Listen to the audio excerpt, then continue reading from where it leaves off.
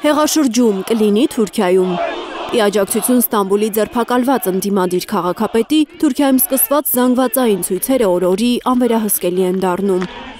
Ոստիկանների կոպիտ գործողություններից հետո էլ հրապարակներն ավելի շատ մարդկանցով են լցվում։ Փորձագետները չեն բացառում, որ սա արդեն Թայիպ Էրդողանի հաշվարկներից դուրս է։ Բողոքի ակցիաներին մասնակցում են բավականին շատ երիտասարդներ, որը եւս մեծ անհանգստություն է իհարկե պատճառում իշխանությանը, քանի որ Թուրքիայում երիտասարդները միշտ իրականացրել են տարատեսակ հեղաշրջումներ եւ հեղափոխություններ։ Թուրքագետը չի բացառում, որ Էրդողանի սուրը այս անգամ շրջվի հենց իր դեմ։ Հաշվի առնելով Թուրքիայում նաև տնտեսական այսպես խառը եւ վատ վիճակը, հնարավոր է նաև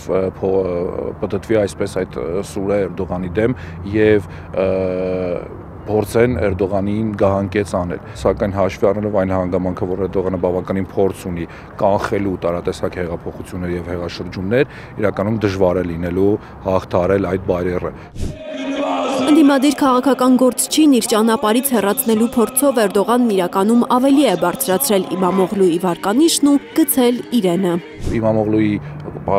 հետևորդների քանակը ավելացել է մոտ 400,000-ով, որը լուրջ թիվ է այսօր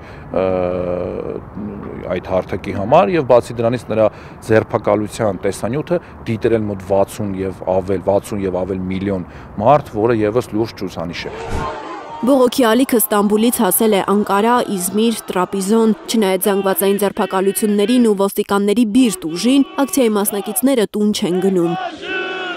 Ցույցերն այնքան մասշտաբային են դարձել, որ Էրդողանն առաջին անգամ խոսել է դրանց մասին։ Polisimizə saldıracak. Կրքերը եւ ձգտումները կուրացրել են ցուսարարներին։ Նրանք այն աստիճան են կորցրել հավասարակշռությունը, որ հարձակվում են մեր ոստիկանների վրա, սպառնում դատախազներին ու դատավորներին։